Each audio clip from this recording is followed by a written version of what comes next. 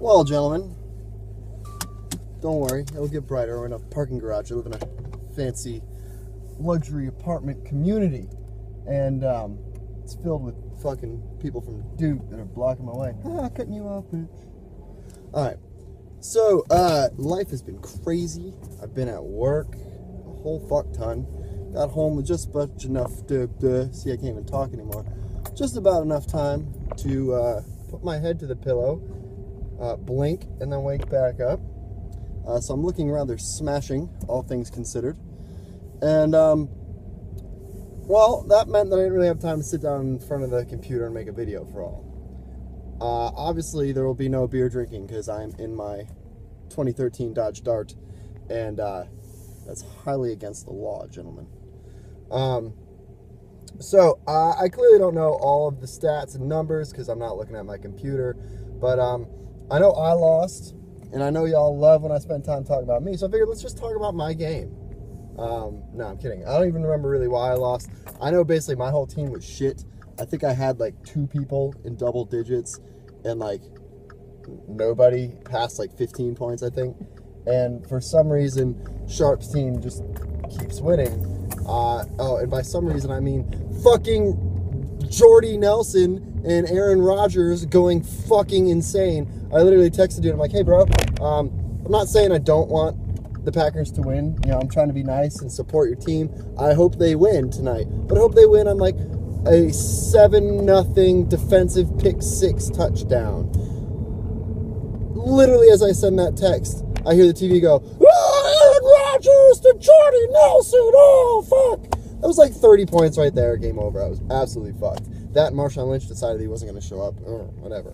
I know that Bird won again. Mysteriously, the guy has like the worst team ever, and he's underwater, and he's supporting our country, so I guess that's kind of cool. But, bro, the luck's got to run out. This is unreal. J-Ball won, got a big victory. Team looked real good again. Yeah, like, I just don't know about that team. J-Ball's team, like, it'll fucking go ass rape you one week, and then the next week it'll put up like 30 points. And Tom Brady, again, didn't have a good game. I don't know if he played Tom Brady or not, or if we're kind of done with that experiment for the year. But I do know that he was, like, one of his worst performances in the history of Tom Brady-ness, which is fine by me, because I know J-Ball's all probably, like, hungover this morning because he was all, like, high off Red Sox baseball.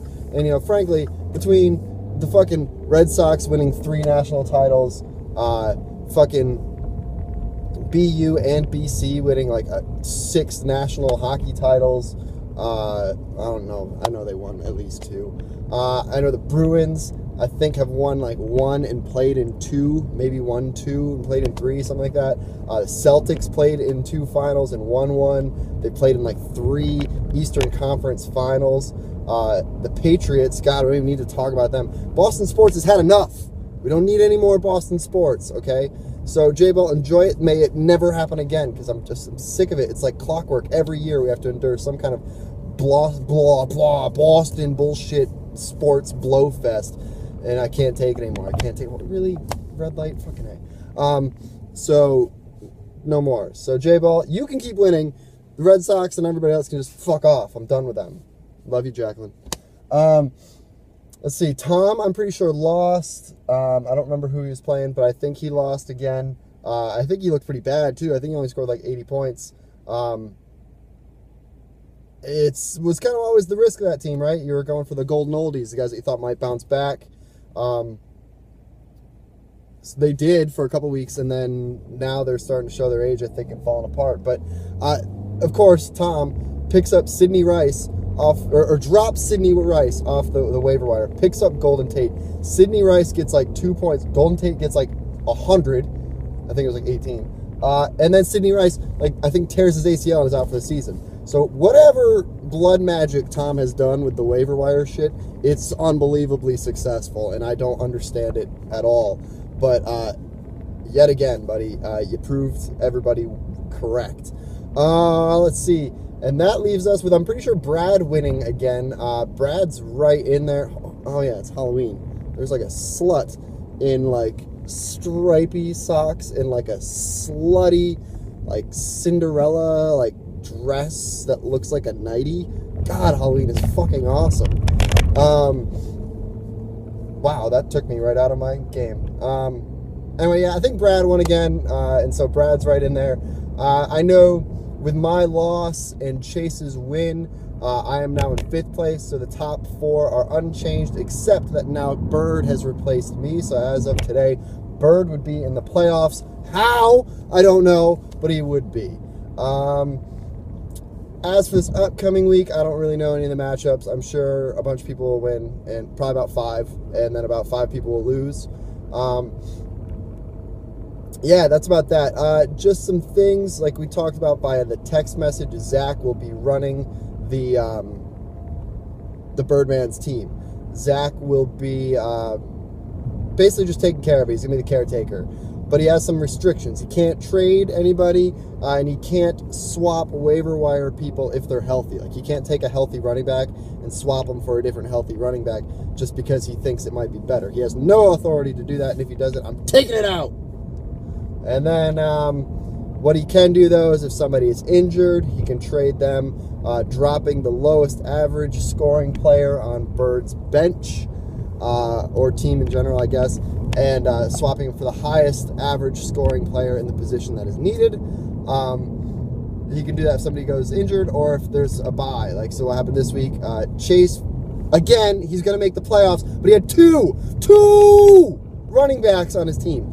Not 1, 2. They didn't have any on the bench, but the fucker has like 7 wide receivers.